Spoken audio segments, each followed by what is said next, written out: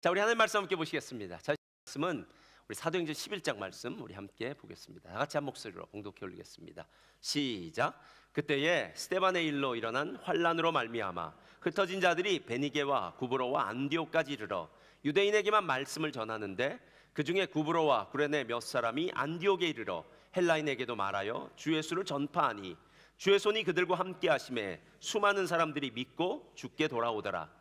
예루살렘 교회가 이 사람들의 소문을 듣고 바나바를 안디옥까지 보내니 그가 이르러 하나님의 은혜를 보고 기뻐하여 모든 사람에게 굳건한 믿음으로 주와 함께 머물러 있으라 권하니 바나바는 착한 사람이요 성령과 믿음이 충만한 사람이라. 이에 큰 무리가 주께 더하여지더라. 바나바가 사울을 찾으러 다소에 가서 만남에 안디옥에 데리고 와서 둘이 교회에 1년간 모여 있어 큰 무리를 가르쳤고 제자들이 안디옥에서 비로소 그리스도인이라 일컬음을 받게 되었더라. 그때에 선지자들이 예루살렘에서 안디옥에 이르니 그 중에 아가보라 하는 한 사람이 일어나 성령으로 말하되 천하에 큰 흉년이 들리라 하더니 글라우디오 때에 그렇게 되니라. 제자들이 각각 그 힘대로 유대에 사는 형제들에게 부조를 보내기로 작정하고 이를 실행하여 바나바와 사울의 손으로 장로들에게 보내니라. 아멘. 자, 말씀 제목 다 같이 읽겠습니다. 시작. 당신이 꿈꾸는 교회의 두 가지 기초입니다. 자, 믿음의 선포 함께 할까요? 믿음은 긍정적입니다. 믿음은 창조적입니다. 믿음은 소망적입니다. 나는 믿음의 사람입니다. 나는 주 안에서 행복합니다. 아멘. 정말 믿음의 선포처럼 우리의 삶이 진정으로 주 안에서 행복하기를 주님의 이름으로 축복합니다. 목회자가 저도 이제 10년이 됐으니까요. 시간이 흐르면서 또 나이가 들면서 자꾸 제 자신에게 하는 말이 있는데 그게 뭐냐면 꼰대는 되지 말아라. 요즘은 늙은 사람만 꼰대가 아니라 젊은 꼰대, 점꼰도 있다 그러더라고요. 그래서 자꾸 이 꼰대가 되면은요 소통이 안 되고 그리고 젊은 사람들이 되게 싫어하더라고요. 그래서 꼰대가 되지 말아야겠다라고 생각할 때가 많습니다. 좀 보여주시겠어요? 꼰대 진단법이라는 게 있답니다. 꼰대 이런 말을 한대요. 나 그때는 안 그랬는데, 이 라떼는이죠. 두 번째, 옛날에 비하면 요즘 많이 좋아진 거야. 내가 다 해봐서 아는데 뭐 이렇게 얘기하고요. 내가 이런 말도 못하겠어? 모르는 게 없나? 왜 질문을 안 해? 뭐 질문하라는 거죠. 일단 묻지 말고 그냥 해. 뭐 이렇게 얘기하더라고요. 그 다음에 꼰대 자기 진단법이라고 얘기하는데요. 잘 들으세요. 이게 꼰대랍니다. 듣는 시간보다 말하는 시간이 더 많다. 어디 가면 내가 말을 더 많이 해요. 두 번째, 상대방 말이 끝나기도 전에 내가 말을 한다.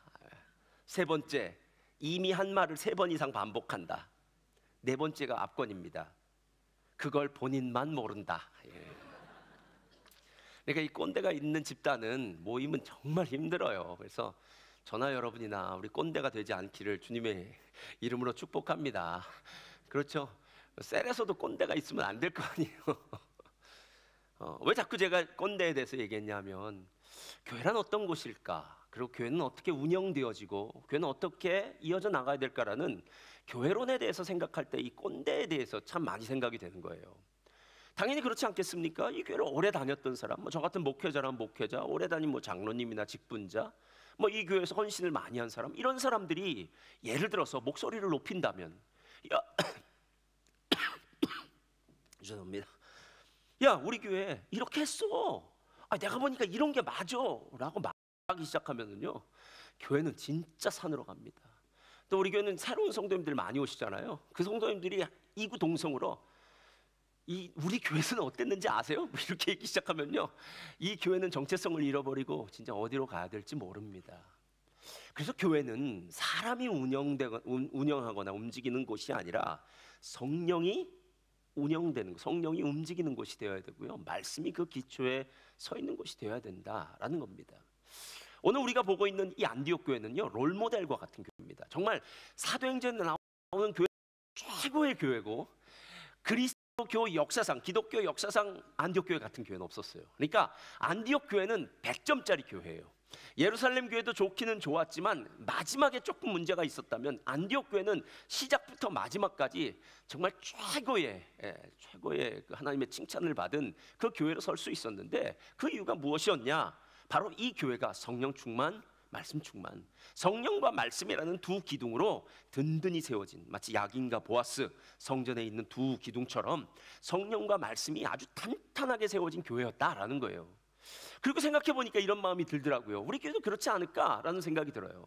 처음에 박종원 목사님은 평신도에서 이제 신학을 가시고 전도를 참 잘하셨어요. 그래서 전도 신방 얼마나 잘하셨는지 모릅니다. 그래서 아까도 얘기했듯이 뭐 공항에 나가서 전도하고 또 사람을 전도하고 이렇게 모아오시고 이러면서 정말 개척이 힘든데 그 개척이 어려운 시간들을 다 보내셨어요. 그리고 나서 이제 때가 참에 19년쯤 됐네요. 그리고 제가 10년 전에 또 이곳에 와서 또 이곳에서 다른 리더십을 가지고 또 이렇게 하다 보니까 시간이 지나면서 하나님께서 절묘하게 맞는 사람들을 함께 어우러서 이 교회가 지금 이렇게 온 것은 아닐까. 성령으로 전도하고 말씀으로 교육하고 이 두 가지가 함께 어우러질 때 진짜 이 교회가 하나님이 기뻐하시는 교회가 아닐까라는 그런 생각이 들었습니다. 그래서 오늘 다시 한번 안디옥 교회를 좀 보자라는 거예요. 안디옥 교회가 만약에 성령과 말씀으로 든든히 세워졌다면 안디옥 교회뿐만 아니라 우리의 가정도 성령과 말씀으로 든든히 세워져야 되고, 우리가 교회 아닙니까? 우리 자신도 성령과 말씀으로 든든히 세워지기를 주님의 이름으로 축원드립니다. 자, 첫 번째 다 같이 읽겠습니다. 시작. 안디옥 교회는 성령의 사람들로 충만했습니다. 제가 쓴 글을 잘 보셔야 돼요. 다시 한번 읽겠습니다. 시작. 안디옥 교회는 성령의 사람들로 충만했습니다. 자, 성령의 사람들로 충만했다는 걸 기억하셔야 돼요. 사도행전을 일컬어 성령행전이라고 합니다. 성령행전이에요.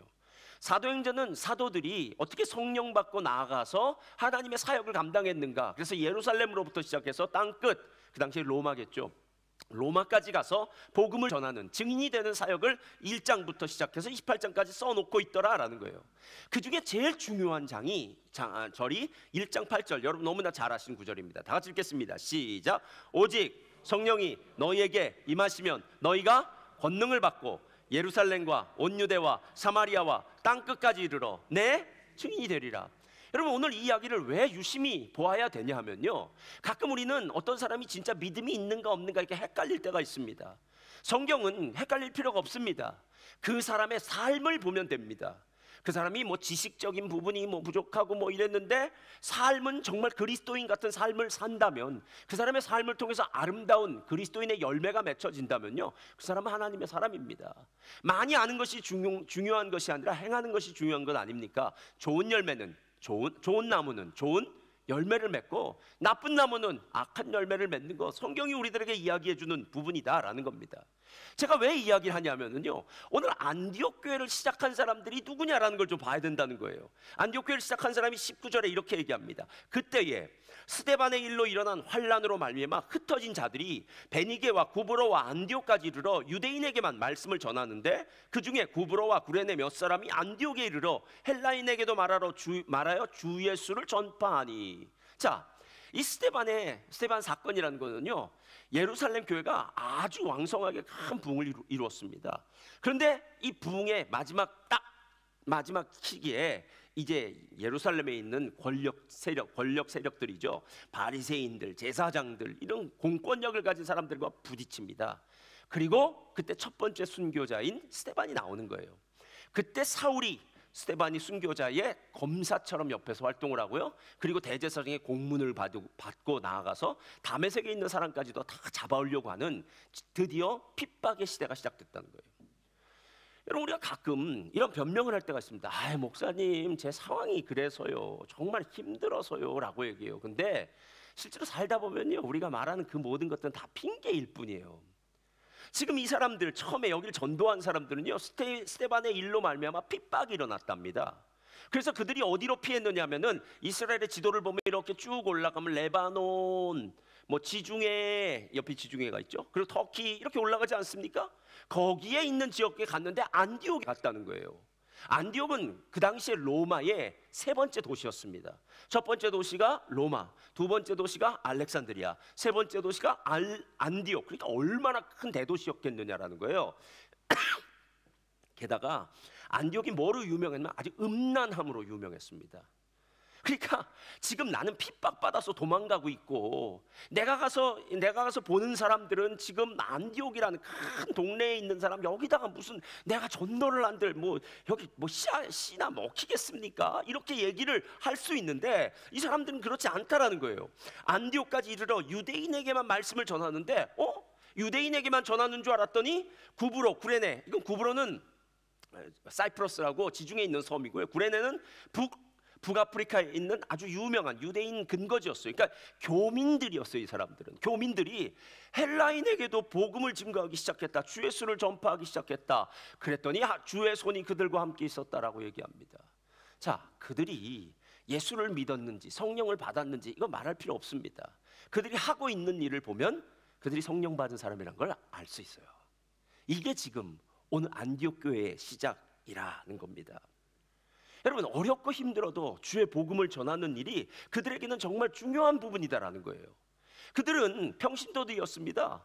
그러니까 뭐 직분자나 신앙을 많이 한 사람이 아니라 내가 이제 은혜를 받아서 하나님 앞에 정말 이 은혜를 나눠야겠다라고 생각하는 거예요. 우리 교회도 요즘에 보면은 새로운 성도님들, 초신자들이 전도를 하는 경우가 많아요. 그래서 제가 왜 초신자들이 이렇게 전도를 잘할까라고 봤더니 두 가지 이유 때문입니다. 하나는 자신이 놀던 물이 신앙인들이 아니라 세상 사람들이라 거기서 아무나 데리고 올 사람들이 많기 때문이라 그러더라고요. 아무나 잡으면 다 세상 사람이니까 교회 데리고 오기 쉽죠. 두 번째, 본인이 교회 오기 전엔 몰랐는데 막상 교회를 나와 보니까 교회가 재밌어요. 이게 이상해요. 예배도 재밌고 할렐루야. 그 다음에 예배 끝나고 지난주도 밥이 맛있었지만 오늘 특별히 더 맛있습니다.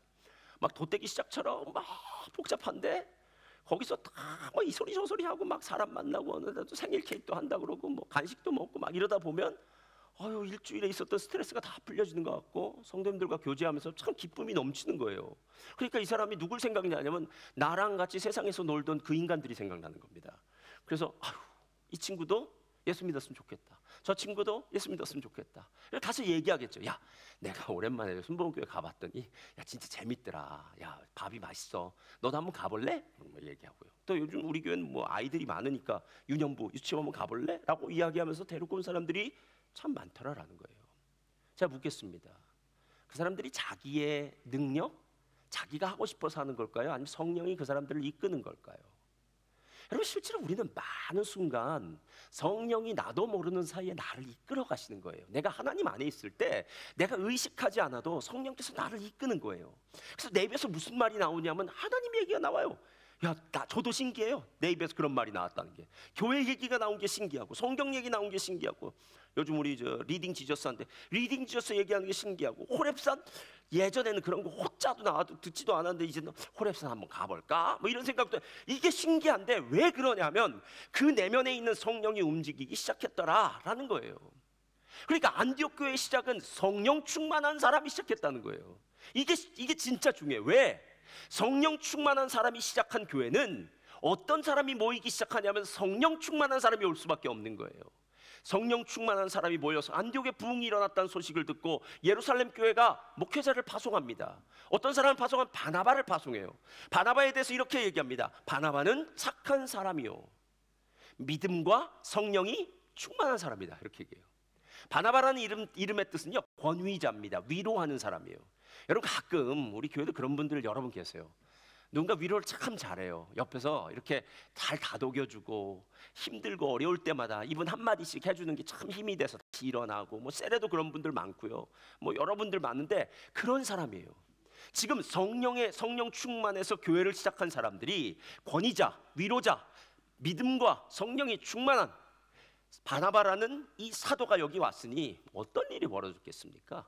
주의 손이 저들과 함께하며 놀라운 부흥의 역사가 시작됩니다. 그런데 여기서 진짜 중요한 게 하나 나타나요. 뭐냐 하면 제가 리더십 할 때는 이렇게 얘기해요. 1급 리더는 1급 팔로워를 원한대요. 근데 2급 리더는 자기보다 못한 상급 팔로워를 원한대요. 이 말이 무슨 뜻인지 아시겠습니까? 1급은 1급이 무엇인지 알기 때문에 1급을 원하는 거예요. 근데 2급은 자기보다 잘난 사람을 용납하지 못합니다. 그래서 자기 밑에 있는 사람은 자기보다 못한 사람을 원하는 거예요. 자, 성령의 사람들이 있는 곳에 성령의 사람 찾지 않겠습니까? 사도행전에는 성령 세례 사건이 5번이 등장합니다. 2장에 보면 오순절 마가의 다락방 성령 사건, 120문도가 받은 것. 8장에 보면 사마리아 성령 사건. 그 다음에 9장에 보면은 사도 바울의 성령 사건, 성령 세례를 받아요. 그 다음에 10장에 보면은 고넬료가 성령을 받아요. 그리고 마지막 9장에 가면은 에베소 사람들이 성령을 받아요. 이 5번의 성령 사건은 성령이 하늘로부터 떨어져서 사람들이 성령 받고 방언하고 성령 받은 것을 모든 사람들이 아는 성령의 공식적인 임재를 나타내는 게 5번이 있어요. 근데 그 중에 개인적인 부분은 고넬료는 고넬료 가정에 떨어졌으니까 그것도 가정이라는 공동체인데, 개인적으로 혼자에게 떨어진 것은 사울밖에 없어요. 사도 바울밖에요. 그러니까 바나바가 지금 누구를 부르러 갔냐면은 안디옥에서 멀리 떨어진 다소, 뭐 한 몇백 킬로 되겠죠. 다소까지 가서 나는 성령 충만한 사람 좀 불러와야겠다. 그런데 그냥 성령 충만한 사람이 아니라 말씀 충만, 성령 충만한 사람 불러와야겠다. 이렇게 결단한 거예요. 저는 순복음 목회자니까요. 순복음교회 갔으니까 이 성령 사역이라는 것에 대해서 잘 압니다. 성령 사역이 강력하게 나타날 때는 예언의 은사도 나타나고요, 방언 통역의 은사도 나타나고요, 신유의 은사도 나타나고요, 여러 가지 다 나타나요. 근데 이 성령의 충만한 능력이 말씀의 제어를 받지 않으면 신비주의가 돼버려요. 근데 제가 지금까지 본 성령 충만한 사람들 중에, 그런 많은 기적과 이사를 베풀었던 사람 중에 말씀이 백업을 못하는 경우를 보니까 대부분 이상한 길로 가더라고요. 결국 마지막에 안 좋아요. 제가 그렇지 않냐라고 생각했어요. 근데 반대로 성령에 대해서는 다 옆으로 놔두고 말씀이다 말씀, 그래서 하루 종일 말씀만 보고 말씀이다 말씀하는 사람은 성령에 불이 없어요. 그러니까 매일 생쌀밥만 먹는 것 같아요. 그걸 익혀가지고 먹어서 내 몸에서 소화가 되어서 운동을 해야 되는데 매일 생쌀을 만드는 것 같아서요, 말씀을 많이는 받는데 뜨거움이 없는 거예요. 역동적이지 않은 거예요.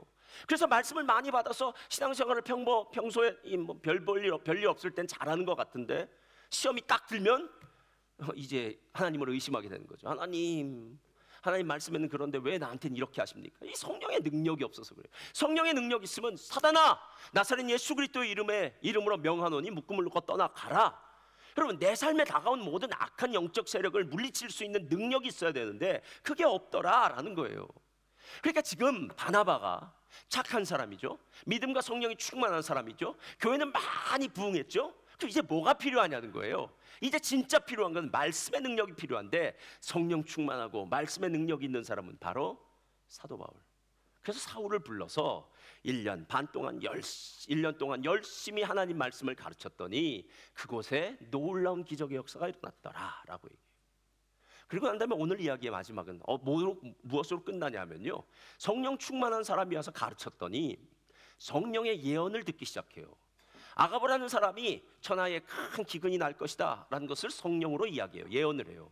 그때 이 안디옥 교회가 성령의 능력으로 예언을 받고 예루살렘 교회를 구제하는 일을 하더라라는 겁니다. 또 오늘 읽지는 않았는데 나중에 13장에 가면요, 이 교회가 든든히 세워졌을 때 성령께서 바나바와 사울 두 사람을 따로 세우라 그러고요, 이 두 사람을 선교사로 파송하라 그래요. 그래서 첫 번째 선교사로 파송하는 교회가 안디옥 교회입니다. 그리고 그 다음 장부터 일어나는 사도행전의 모든 이야기는 이 안디옥 교회가 사도 바울과 바나바를 파송해서 1차, 2차, 3차 로마 여행까지 해서 그 놀라운 선교의 스토리가 그 사도행전의 이야기로 쓰여졌다라는 겁니다. 여러분, 오늘 성령의 사람들이 처음부터 끝까지 있는 거 아닙니까?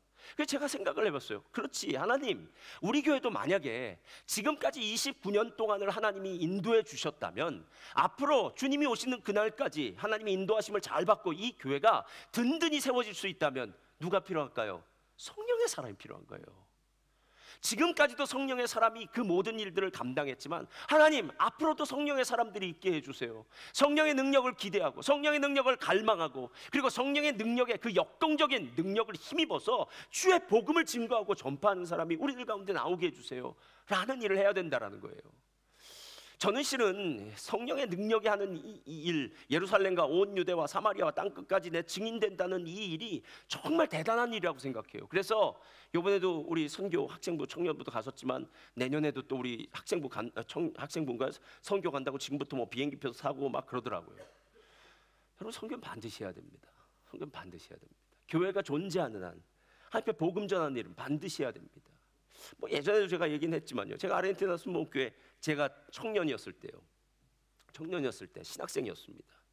그때 우리 목사님이, 제 위에 있었던 목사님이 선교를 가자고 했어요. 북쪽에 있는 인디오 마을들이 있었는데 근데 아마 그때 교회 재정도 힘들었고 여러 가지가 힘들었었던 것 같아요. 그래서 장로님들과 뭐 직분자들이 우리는 아직 아닙니다 막 그랬었던 것 같아요. 그때 그날이 아직도 기억합니다. 그 매달 첫째 주일 성찬 예배인데요. 갑자기 불이 탁 나가더라고요. 그러니까 깜깜해요. 깜깜해지는데 그때 하나님 예언의 말씀이 시작하더라고요. 그래서 어느 집사님이 예언하시고 하나님 성령이 선교하는 걸 기뻐하신다. 그래가지고 선교를 시작했어요. 뭐 큰 버스를 몰고 가서 거기에 구제품 들고 가서 북쪽까지 한 2,000km, 3,000km, 왕복은 4,000km인데요. 갔다 오기도 하고 뭐 여러 가지 일들을 했어요. 제가 그 다음에 그 목사님 후임으로 제가 담임 목사가 됐는데요. 제가 후임으로 담임 목사라면서 저희 교회가 변모했어요. 교회가 뭐 지교회가 7, 8개씩 두면서 선교하는 교회로 막 성장할 때 제가 무슨 생각이 들었냐면 그때 성령이 우리에게 했던 이야기가 한 세대를 지나서 지금 이루어지는구나 하는 생각이 들었어요. 그러니까 성령의 예언이 당장 지금 이루어지는 것이 아니라 다음 세대에 이루어진다는 거예요. 저는 우리 자녀들이 정말 선교여행 가야 됩니다, 여러분. 다른 건 몰라도 자녀들 다 보내야 됩니다. 그래서 선교여행 가서 그곳에서 적어도 억지로라도 복음을 전할 수 있는 일들을 해야 돼요. 그러다 보면은 하나님을 전하는 그 입술이 복된 입술일 뿐만 아니라 전하는 자의 마음을 성령이 역사하셔서 그들의 인생 가운데 하나님이 함께 하신 놀라운 은혜를 베풀어 주신다라는 거예요. 지금 그 얘기하고 있는 거예요. 그러니까 오늘 성령이 역사하는 교회만 살아남겠구나. 성령이 처음부터 마지막까지 성령 충만한 사람들이 있는 교회만 끝까지 미래가 있구나라는 걸 안디옥 교회로부터 알 수 있다라는 거예요. 근데 거기서 끝나지 않습니다. 둘째로 다 같이 한번 읽겠습니다. 시작. 안디옥 교회는 자 어떻게 말씀의 능력이 충만했는지 한번 성경을 보셔야 돼요. 25절 바나바가 사울을 찾으러 다소에 가서 만남에 안디옥에 데리고 와서 둘이 교회에 1년간 모여 있어 큰 무리를 가르쳤고 제자들이 안디옥에서 비로소 그리스도인이라 일컬음을 받게 되었더라. 자, 두 가지 단어에 밑줄을 그어야 되는데요. 하나는 가르쳤고 또 하나는 제자들이에요. 그러니까 성경 말씀을 그들이 그냥 대충 뭐 주일 나와서 한 귀로 듣고 한 귀로 흘려보내고 집에 돌아갈 때쯤 오늘 무슨 얘기했는지 기억도 안 나고 이게 아니라 하나님의 말씀이 가슴에 막 새겨진 거예요. 남는 거예요. 그래서 그들의 삶이 변화받기 시작한 거예요. 제자의 삶을 사는 거예요.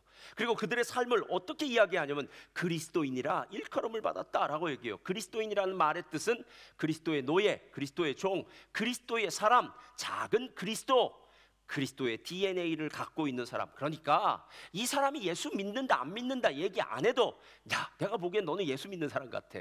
어떻게 그렇게 살 수 있어? 라고 이야기하듯이 그들의 삶이 완전히 변화된 삶을 살고 있었다라는 겁니다.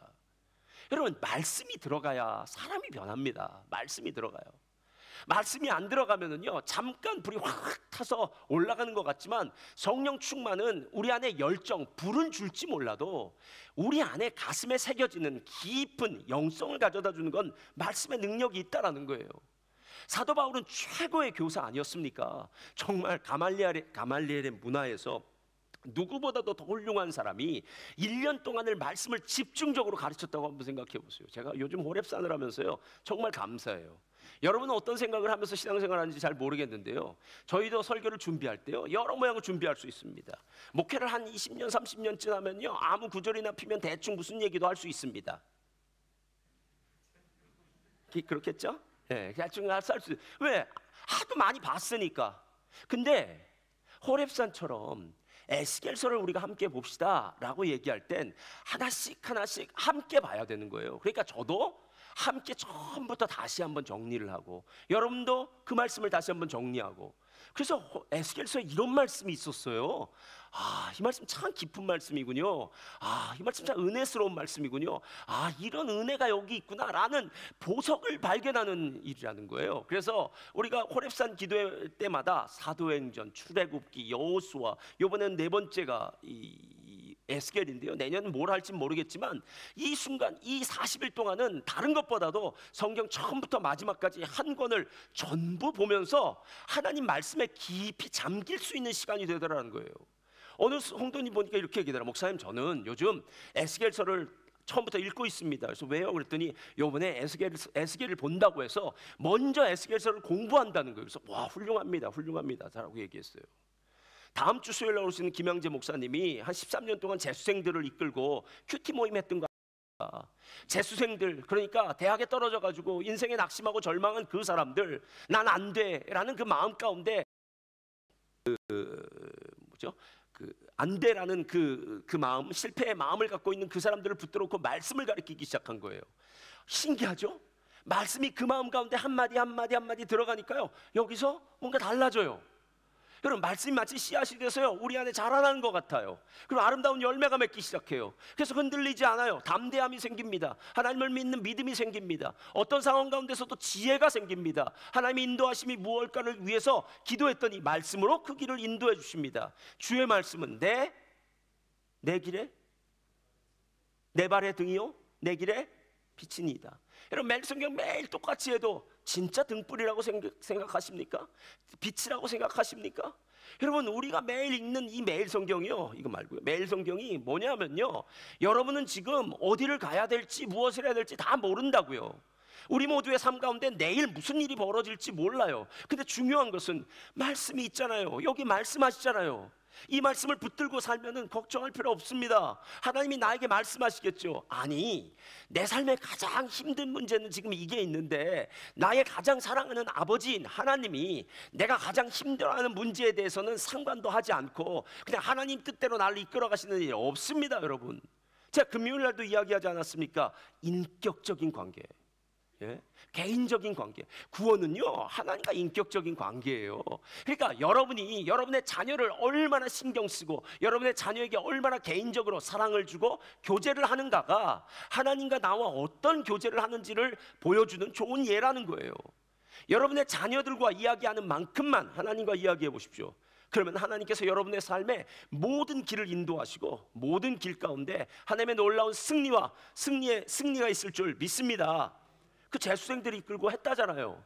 그리고서 한 십몇 년 동안 하다 보니까 이걸로 안 되겠다, 교회를 했다는 거 아닙니까? 우리들 교회. 그리고 난 다음에는 이혼 가정, 여러 가지 문제가 있는 가정, 삶에 지친 가정, 이런 가정을 말씀을 가르쳤더니 말씀을 스스로 삶 가운데 적용하고 나서 변화된다는 거 아닙니까? 여러분, 말씀이 우리를 변화시켜요. 말씀이 변화시켜요. 문제는 언제나 그 자리에 있습니다. 그러나 문제 앞에서 내가 변화받고 나니까, 내가 문제를 이길 만한 능력이 있고 나니까요, 문제가 아무것도 아니더라라는 거예요. 그래서 얼마나 많은 사람들이 우리들 교회에 와서 치유받고 회복되고 그리고 삶 가운데 하나님 주신 놀라운 은혜를 경험하게 됐느냐라는 거예요. 저는 예루살렘 교회도 훌륭하고 안디옥 교회도 훌륭한데, 하나님, 예루살렘 교회와 안디옥 교회의 차이점이 진짜 무엇입니까? 라고 물어보는데 하나님 저한테 이렇게 말씀하시는 것 같아요. 예루살렘 교회와 안디옥 교회의 가장 큰 차이점은 예루살렘 교회가 내 말씀을 잊었고 안디옥 교회는 내 말씀을 지켰기 때문이야 라고 얘기해요. 무슨 말씀이요? 사도행전 1장 8절. 오직 성령이 너희에게 임하면 너희가 권능을 받고 예루살렘과 온 유대와 사마리아와 땅끝까지 이르러 내 증인 되리라. 예루살렘 교회는 어마어마한 부흥을 일으켰습니다. 제사장의 허다한 무리까지 예수님을 믿게 됐대요. 예루살렘 교회는 강력한 교회가 됐습니다. 그런데 그들은 지경을 넘어가지 않았습니다. 지역적인 지경, 바운더리 않았고요, 인종적인 바운더리도 넘어가지 않았습니다. 그래서 계속 사도행전은 그 얘기가 나와요. 왜 헬라 사람들한테 갔냐고, 왜 이방인들이랑 같이 밥 먹었냐고. 그래서 이 사람들이 얼마나 꽁꽁 위아더 월드, 우리로 하나 된 그 모습으로 하나님 앞에 섰던 사람들이라는 거예요. 그러니까 하나님 앞에 사도들의 가르침을 받고 떡을 떼고 교제하며 기도하기에 전혀 힘썼던 이 훌륭했던 교회였지만 사도행전 1장 8절의 말씀을 잊어버리고 나니까 결국은 하나님으로부터 심판받고 핍박받고 흩어지는 교회가 될 수밖에 없었다는 거예요. 그래서 롤모델이 될 수 없다는 겁니다. 그런데 안디옥 교회는 놀랍죠. 안디옥 교회는 어떻습니까? 바울과 바나바, 그 교회의 담임 목사님, 부목사님입니다. 아니, 담임 목사님, 부목사님이 어느 날 떠난다 그러는 거예요. 우린 선교가겠다. 그러면 성도님들이 뭐라 그럴까요? 아니, 우리 교회를 어찌하고 목사님. 그런데 이 교회는 성령이 시키는 대로. 왜? 선교라는 것이 결코 쉽지 않으니까. 가장 훌륭한 사람, 가장 믿음의 사람, 가장 성령의 사람, 가장 말씀의 사람을 한 팀으로 이루어서 그들을 선교사로 파송하라. 그래서 안디옥 교회가 담임 목사님, 부목사님을 선교사로 파송한 교회가 됐더라는 거예요. 그러니까 안디옥 교회가 왜 롤모델이 됐는지 이제 알 것 같다라는 거예요. 한 교회는 말씀을 알기는 하지만 그 말씀대로 살지 못했다면, 예루살렘 교회가, 안디옥 교회는 말씀을 알고 가장 힘들고 어려운 순간도 말씀을 지키고 결국 기독교 역사상 가장 훌륭한 교회가 되었습니다. 그래서 저는 여러분들에게 이런 도전을 드리고 싶어요. 여러분들에게 진짜 18번 말씀 있습니까? 그러니까 여러분이 성경 읽다가 대충 좋은 얘기, 뭐 우리 제일 좋아하는 거 시편 23편 아닙니까?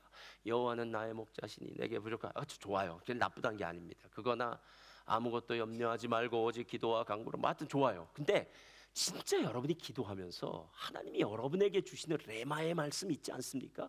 성경 66권은 정말 방대한데 어떻게 우리가 아는 말씀은 그렇게 매일 별 사람들이 있는 말씀만 있겠습니까? 저 깊숙한 어딘가에 있었는데 하나님이 나라는 한 사람을 위해서 숨겨놓았던 보물과도 같은 말씀. 그럼 이 말씀을 찾아야 됩니다. 그럼 그 말씀을 붙들고 하나님 앞에 나아가야 됩니다. 저는 어느 날 제가 예전에 유학할 때요, 그때는 유학 시절이었으니까 새벽 예배를 안 나갔습니다. 공부하느라고. 근데 제가 딱 새벽 예배를 한번 나갔습니다. 유학 시절에 새벽 예배 딱 한번 나갔는데 그때 말씀 들으러 나갔어요, 실은. 그랬더니 앞에 있는 분이 그러더라고요. 우린 요즘 성경 통독합니다. 그러더라고요. 아, 오늘 설교 안 하시는구나. 뭐 하나요? 그랬더니 예레미야서 성경 통독입니다. 그러더라고요. 아이고, 예레미야서 어려운데 뭘 예레미야서 오늘 성경 통독일까? 하고 또 앉아가지고 그냥 듣고 있었어요. 그러다가 갑자기 3장 15절 말씀이 딱 제 귀에 들리는 순간 보낸 줄 알았어요. 내가 또 내 마음에 합한 목자들을 너희에게 주리니 그들이 지식과 명철로 너희를 양육하리라. 제가 하나님의 마음에 합한 목자가 되게 해주세요. 그래서 제가 목회 사역하는 그 동안 지식과 명철로 양육할 수 있는 사람 되게 해주십시오. 이게 제 기도 제목이 되었습니다. 그래서 예레미야 3장 15절은 잊을 수가 없어요. 사랑하는 성도님들, 오늘 말씀대로 사는 게 왜 복이냐고 묻는다면요, 여러분의 이해를 뛰어넘기 때문에 그래요. 우리가 생각할 수 있는 한계가 있지 않습니까? 대충 내가 자본이 얼마면은 이걸 투자해서 얼마 정도 벌겠다는 생각은 할 거예요. 내가 이 정도의 능력이 있다면 이 정도는 얼만큼 일할 것이라는 건 나와요. 근데 그건 모두 다 내 것을 가지고 얘기하는 거라고요. 하나님의 능력은 무궁하고 무한합니다. 그렇죠? 여러분, 하나님의 손에 붙들림 바 되면은요, 그다음 무슨 일이 벌어질지 모릅니다. 에스겔이 하나님의 손에 붙들리니까 예루살렘과 그발강가를 계속 왔다 갔다 거리지 않습니까? 하나님의 놀라운 환상을 보지 않습니까? 하나님의 능력 앞에서 예언하지 않습니까? 예전에 우리 교회 시드니에서 와서 한 1년 반을 있던 자매님이 있어요. 이 자매님이 돌아가면서 저한테 이런 편지를 써주고 갔어요. 멜번에 와서 참 많이 방황하고 힘든 시기에, 자한테 앞으로 나와주시기 바랍니다. 멜번에 와서 참 많이 방황하고 힘든 시기에 말씀을 통해 정말 많이 은혜 받고 하나님과의 관계도 회복이 되었고 교회 안에 건강한 교제를 통해 인간관계도 많이 회복이 되어 시드니로 돌아갑니다. 너무 감사드려요. 언젠가 또 배웠으면 좋겠습니다. 저는 이 말이면 전부라고 생각해요. 말씀을 통해 은혜 받고요, 그 다음에 하나님과의 관계가 회복되고요, 교회 안에서의 건강한 교제를 통해 인간관계 회복되고, 뭘 더 원합니까 여러분? 여러분, 여기서 다 회복의 역사가 일어나야지 그 다음에 밖에 나가서 살 수 있는 힘이 생기는 거 아닙니까? 내가 사는 그 터전은 너무나 힘들어요. 만나는 사람들은 정말 힘든 사람들만 만나요.